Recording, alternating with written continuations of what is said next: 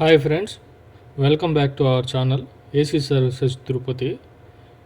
Friends, ఈ video మనకి రికమెండేషన్లోకి వచ్చింది మీకు అనుకుంటే ఈ వీడియో ఫుల్గా చూడండి.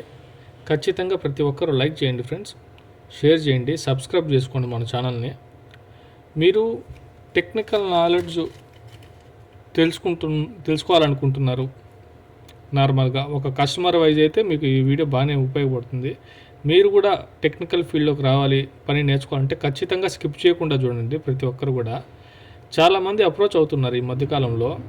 ఎయిర్ కండిషనింగ్ ఫీల్డ్లోకి రావాలి, ఏసీ టెక్నీషియన్ అవ్వాలి, ఆ వర్క్ నేర్చుకోవాలని ఉందని.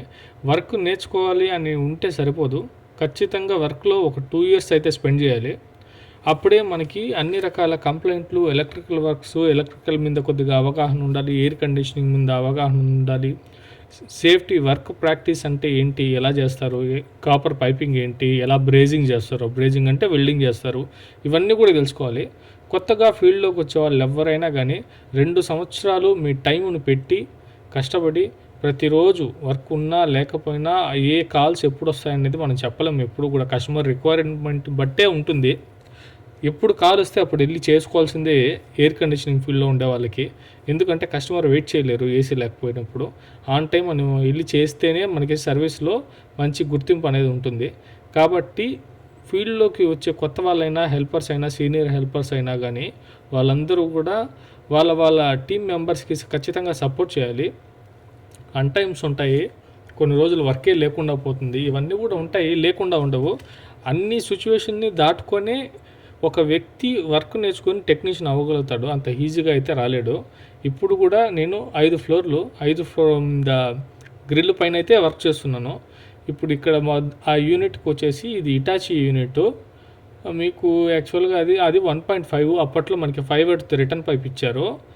మనకి ఒక క్లాస్ రూమ్లో అంటే ఒక రూమ్లో మీకు 2 ఏసీస్ ఉంటాయి, మళ్ళీ దాన్ని తీసేసి ఒక ఏసీ ఉంది. అదైతే కంప్లైంట్ వచ్చింది, చాలా రేర్ కండిషన్లో వస్తుంది. అది 5/8 వాళ్ళు మీకు గ్యాస్ లీకేజ్ అయితే ఉంది, దాంట్లో కొద్దిగా గ్యాస్ ఉంది. మనకి యాక్చువల్గా 5/8 యూనియన్లో మనకి గ్యాస్ లీకేజ్ అయితే ఉన్నింది. అది మనం అరెస్ట్ చేసుకోవాలి కాబట్టి గ్యాస్ పంప్ డౌన్ చేసుకున్న తర్వాత యూనియన్ అంతా క్లీన్ చేసుకొని ఫ్లేర్లన్నీ కట్ చేసి మళ్ళీ యూనియన్ అయితే రీఫిట్టింగ్ చేసుకున్నాము. వాల్ డమ్మీస్ అవన్నీ కూడా కంప్లీట్గా క్లోజ్ అయితే చేసుకున్నాము. టఫ్లాన్ టైప్ వేసుకొని మళ్ళీ లీకేజ్ ఏదన్నా ఉందా వ్యాక్యూమ్ పెట్టుకొని నీట్గా చేసుకోవాలి. వ్యాక్యూమ్ మోటార్లు కొనుక్కోవాలి, డబుల్ డోర్ ఫ్రిడ్జ్ కంప్రెషర్స్ పెట్టుకోవాలి. వీలైతే మీకు అందుబాటులో ఉండి మీరు హ్యాండిల్ చేయగలుగుతాను అనుకుంటే నైట్రోజన్ సిలిండర్ మెయింటైన్ చేయాలి. ప్రతి ఒక్కటి కూడా మెయింటైన్ చేసుకుని ఆ టైంకి అనుగుణంగా కస్టమర్కి అనుగుణంగా చేసుకోగలిగితేనే మనం వర్క్లో సర్వైవ్ అవ్వగలుగుతాము. కస్టమర్సు లేదా మన సబ్స్క్రైబర్సు వేరే వాళ్ళు వీడియో చూస్తూ ఉంటారు. ఖచ్చితంగా వాళ్ళకు కూడా తెలుస్తుంది మనము ఎంత ఎఫర్ట్ పెట్టి, అంటే ఎంత ఇన్వెస్ట్మెంట్, ఎన్ని టూల్స్, ఎంత ఎఫర్ట్ పెట్టి, ఎంత రిస్క్ పెట్టి ఈ వర్క్ చేస్తున్నాము.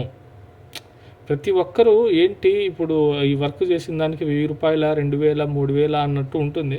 కానీ దాని వెనకాల ఉండే కష్టము, అది ఎప్పుడన్నా మనకి అది సక్సెస్ఫుల్ కాలేదు. అలాంటప్పుడు కస్టమర్ చెప్పే ఒక్క ఫీడ్బ్యాక్తో మనకి ఒక 2-3 రోజులు కాల్స్ అన్నీ డౌన్ అవుతాయి. అవన్నీ కూడా కన్సిడర్ చేయాలి. మనం వర్క్లో చేయగా వచ్చే ఎక్స్పీరియన్సెసే మనకి హెల్ప్ అవుతాయి. ఎప్పుడు కూడా ఆ ఎక్స్పీరియన్స్ మనల్ని కాపాడుతుంది. మనం ఒకసారి తప్పు చేసాము, ఒకసారి ఏదైనా కంప్లైంట్ వచ్చింది, ఆ తప్పు మళ్ళీ రిపీట్ కాకుండా చూసుకోవాలి.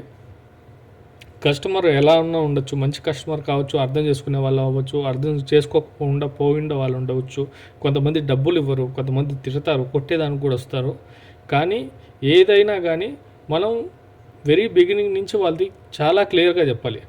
యాక్చువల్ వాళ్ళు చెప్పిన కంప్లైంట్ ఏంటి, ఉండే కంప్లైంట్ ఏంటి, అక్కడికి వెళ్ళిన తర్వాత కంప్లైంట్ వాళ్ళకి ఎక్స్ప్లెయిన్ చేసి ఏ స్పేర్ మార్చాలి, ఎంత కాస్ట్ అవుతుంది, దీన్ని మార్చి ఏదైనా వారంటీ వస్తుందా రాదా, మార్చిన తర్వాత ఎలా వాడుకోవాలి, వాళ్ళు ఖచ్చితంగా మీరు ఒక రిమోట్ తీసుకొని డెమో చెప్పాలి. చెప్పినప్పుడే కస్టమర్కి అవగాహన ఉంటుంది. మీరు ఒక 10 కిలోమీటర్ల సరౌండింగ్లో ఎక్కడికైనా దూరంగా వెళ్ళి ఒక కంప్లైంట్ చేసేసి వస్తారు. మీరు చేసేసి వచ్చిన తర్వాత డెమో చెప్పకపోతే ఆ కస్టమరు ఏదన్నా బటన్ నొక్కియో లేదా మోడ్ మార్చో లేకపోతే సంథింగ్ ఏదైనా చేసిన తర్వాత కూలింగ్ రాలేదు అనుకోండి, మేము ఇన్ని డబ్బులు పెట్టినా నువ్వు వచ్చి రిపేర్ చేసినా అది కూలింగ్ రాలేదని కంప్లైంట్ రైజ్ చేస్తారు. అదే మీరు ఒక 5 మినిట్సో లేదా 10 మినిట్సో టైం స్పెండ్ చేసి డెమో చెప్పేసి వచ్చారనుకోండి, మేడం ఇలా చెప్పాము సార్, ఇలా చెప్పాము, ఇలా చేసినప్పుడు ఈ డెమో చెప్పాను సార్, ఒకసారి రిమోట్లో చూడండి. చాలా సందర్భాల్లో రిమోట్లో పిల్లలు నొక్కో వాళ్ళు నొక్కో లేదా బై మిస్టేక్ ఏదన్నా ప్రెస్ అయ్యి మోడ్ మారిపోయి ఎయిర్ కండిషన్లు పనిచేయకుండా ఉంటాయి. రిమోట్లో సెట్టింగ్స్ ఎయిర్ కండిషన్లు చాలా మ్యాండేటరీ. ఒక టెక్నీషియన్ ఏ వర్క్గా వెళ్ళినా రిటర్న్ వచ్చేటప్పుడు 1 కస్టమర్ దగ్గర రివ్యూ ఫీడ్బ్యాక్ తీసుకోవాలి, 2 డెమో చెప్పాలి. చెప్పినప్పుడే వాళ్ళకి రిటర్న్ కంప్లైంట్ రాదు. ఫీల్డ్లోకి వచ్చే వాళ్ళు ఖచ్చితంగా ఆలోచించి 2 ఇయర్స్ మీది కాదు అనుకొని డిసిప్లైన్గా వచ్చి వర్క్ నేర్చుకోండి, మంచి లైఫ్ ఉంటుంది.